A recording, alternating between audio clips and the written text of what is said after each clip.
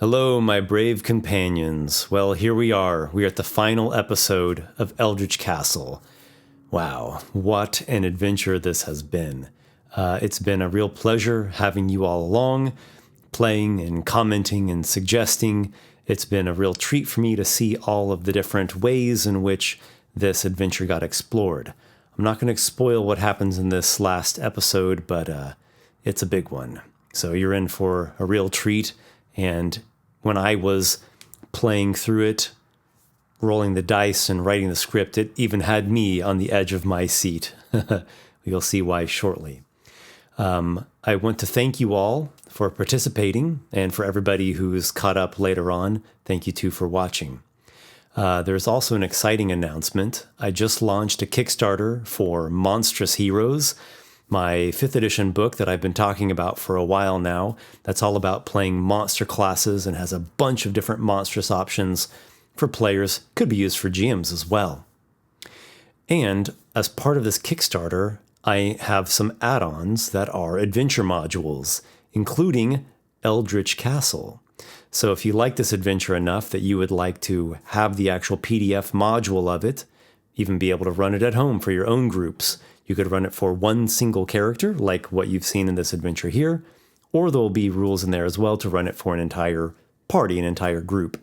So go check out the Monstrous Heroes Kickstarter and the Eldritch Castle add-on.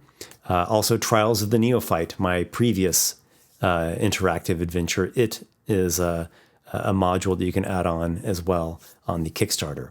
And if you happen to be seeing this video, like in the future somehow, I'm sure these modules will be available on my online shop. So either way, check out the link down in the video description. That'll take you to where you need to go. All right, this is it. Here we go. Our final delve into this castle of wonders.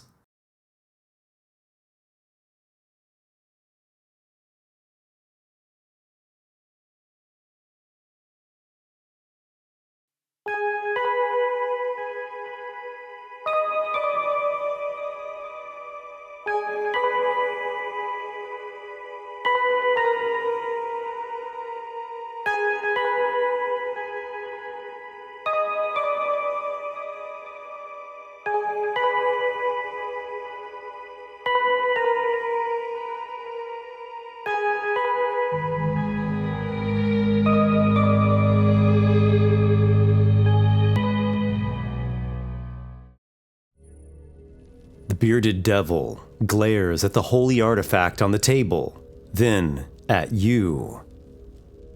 What is that angel-winged sword? Your pulse runs wild, and you do your utmost to maintain an appearance of natural calm. Could you defeat this fiend? Uncertainty grips you, and quickly you concoct a lie. I must ask you not to interrupt my work, as I restore the weapon that Malekithis desires. The sword of blue flame that Zudravno acquired was only a replica.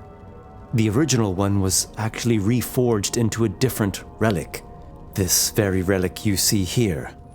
Yes, a surprisingly angelic style choice, as you say, but I am about to strip away such additions and restore it to its original state. You are no silver-tongued rogue, and you almost cringe at how far-fetched your bluff sounds to you. But the bearded devil seems no great wise man, and it appears that he has bought the deception. Reforged. What a curious choice of form. So unlike the sword of blue flame, as I have heard it to be. As far as you can tell, this glaive-wielding devil is not well informed on the topic of the sword. It will soon return to its former glory, you say, returning to the spell scrolls.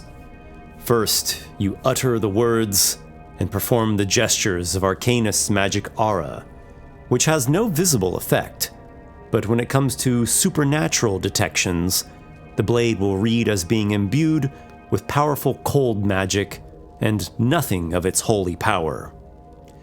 Next, you cast the Disguise Object spell, making it seem as though the angelic details of the sword tremble and melt away, reverting back into the look of the sword from the observatory tower. As you pass your hand right over the blade for the final time, a tremendous impulse for righteous vengeance surges through you. Your hands burn to grasp hold of the sword and strike down the foul corrupter before you. You cannot hold back the righteous fire raging inside of you, and you grab the mighty blade in hand. "Here, you revolting fiend! I'll give you a close view of the sword!" What? What is this?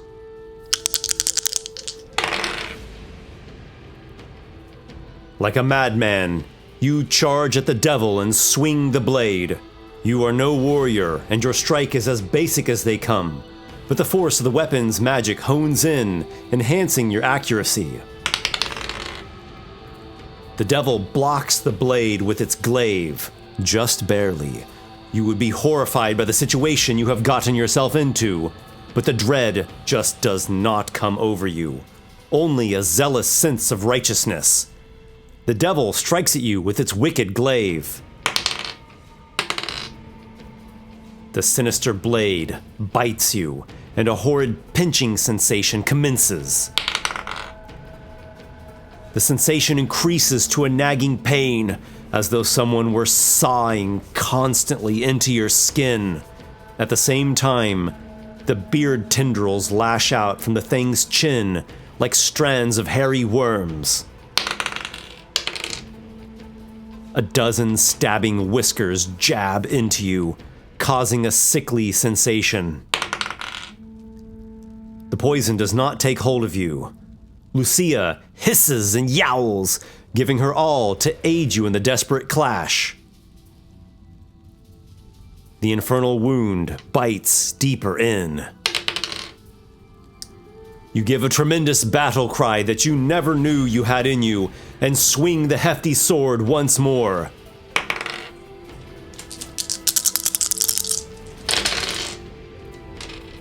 The blade strikes with incredible power, and a flare of divine radiance erupts from where it hits.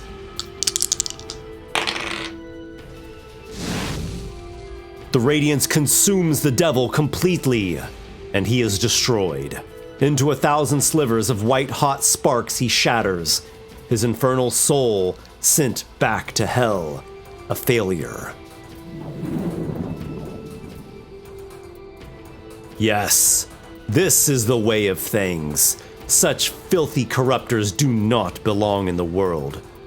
But wait, you are wounded, and the ragged, sawing pain only worsens. You fall to the ground in agony. Pain racks you, and you nearly lose consciousness. The awful biting wound has nearly sunken through your muscles, into your internal organs. You grasp the laceration in your side, applying pressure in the last hope effort to staunch the injury. It is no good. Your efforts are in vain. Death is descending swiftly to tear you from this life. Lumini, Belor, please help. The words barely escape your lips. Your weak fingertips touch the blade. Lumini. There is a hum that vibrates through the blade, and the sound is like that of a voice whispering to you. You have acted bravely and shown willingness to do what is necessary, even at the risk of your own destruction. A hand reaches out from the blade, like a glow coalesced into form. When it touches you, the intense agony in your body melts away to ecstasy. The infernal wound closes, and vitalizing energy surges through you. You thank and praise Lumini Belor for the wondrous healing touch, Truly, this sword is more than just a weapon. You spring to your feet and lift the sword on high. Though it is masked by the illusion spells, you feel the amazing zeal coursing through you. Now to do what must be done. You descend the steps and head back northward. You stop at the Great Hall and give a nod to Vlorganthrix. Did you see a devil pass through here? A horrifying, bearded one with a bladed polearm. I spoke with a soldier who indeed was bearded and carried such a weapon, though I cannot say I was horrified. Nothing strikes horror into me. He told me that he had spoken with Master Zdravno, and that he was sent to find you and speak with you. That you were searching for a way to free Zdravno from a magical trap he had gotten himself into. I posed the riddle to him, warning that I would blast him to oblivion if he answered wrongly. He did not so much as flinch, and he answered correctly, straight away. I gave him leave to speak with you. Well, I have dispatched of him. Zdravno has run afoul of devils, badly afoul, though I do mean to free him now. Wish me luck, Vlorganthrix. I go to execute the Master's plan. Luck? There is no luck. There is only what you can do and what you cannot do. So if you can bring Zdravno back from whatever mess he is in, then do so. With the stoic words of the Watchful One nudging you on, you proceed. You traverse through the throne room, the courtyard, and the cemetery, into the secret passage of the sepulchre. Down the steps to the dim study with the hazy portal ringed in ritual candles that are burning slightly lower than when you last saw them. You approach the circular portal, holding the disguised sword in hand. Hints of sulfur irritate your nostrils. Malekithis! Malekithis! I have returned! A moment later, the voice of the devil comes from the portal and slithers throughout the chamber.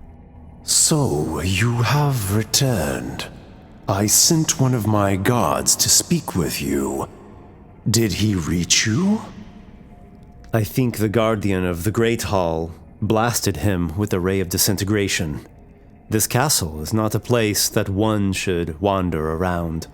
I have learned this firsthand, but I have acquired the Sword of Blue Flame, and I should have the Helm of Cernobog before too long. I wanted to give you the sword, and again request that Zdravno not be harmed. You will be receiving what is due to you. I require both items before he can be released. But if you have one, that is a start. Is Zdravno well? Zdravno is secure. If you have the sword, give it to me, and we can discuss potential mercies he might be afforded while you are tracking down the helmet. Hands trembling, you reach for Lumini Belor, disguised as it is. You tell Malekithis that you present to him the Sword of Blue Flame. You see through the rippling surface of the magic aperture a grim figure below. He is taller than a man, lanky yet muscular. His skin is covered in fine scales and stony blue in color. 3 tall horns sprout from his head, and his eyes glow red. From his back extend a pair of wings with magenta-colored membranes. His clothing is scarce, dark, and severe in style. He grins at you with pointed teeth. Outstanding. Give me the sword. You extend the sword, pommel first through the portal. On the other side, Malekithis grasps the handle and pulls it through. As he takes the blade, smoke rises from his hand with an audible hiss. He drops the weapon. What treachery is this? The sword gives a violent reaction to the environment in which it has been placed. Beams of intense light shine from it, momentarily blinding you. I am Lumini Belor, warrior of light, eternal servant of the lantern. Stand down and cast away your vile gaze, creature of evil! Blasphemy! You will be met with a swift demise! You can scarcely keep your eyes open. You go down on your hands and knees, squinting through the wavering portal. You can make out a glowing angelic figure holding the greatsword, which has transfigured into a weapon of pure light. The angel charges straight at Malekithis, and the two commence to do battle. Malekithis invokes diabolic curses in a tongue of fiends, and lashes out with a chain of spikes, but he is no match for the Celestial. Lumini Belor's strikes fall upon him, swiftly and with blinding radiance, again and again, smiting the foul devil. There is a sound and a wail. It unnerves you to the core. The commotion ends, and you wait through long, silent moments. Then you make out a voice, distant and weak. The words are too far off to understand. The warrior of light booms. You do not deserve to be locked away in this place, Zdravno the mage. However, you have much to answer for. Consider fortune to be on your side this day, but consider more so how you may atone for your transgressions. There is a loud sound, like a rush of air combined with the loud pitch of a holy choir. From below, through the portal, emerges Zdravno. Weary and wild-eyed, he wastes no time in frantically extinguishing the ritual candles. You now have your wizardly master standing before you. You look at each other, then a smile spreads across his face. You did it! You did it! I cannot believe we managed such a scheme! It worked! Am I dreaming? I am not dreaming. That fiendish bastard got sliced into slivers. My friend, you are the greatest apprentice any wizard could ever ask for. And that was the wildest adventure I have ever been on. And so, your quest ends. You have used your skill, your luck, and your arcane knowledge to overcome a great deal of obstacles. No doubt, you will go on to learn many higher forms of magic, for you have the makings of a truly great wizard.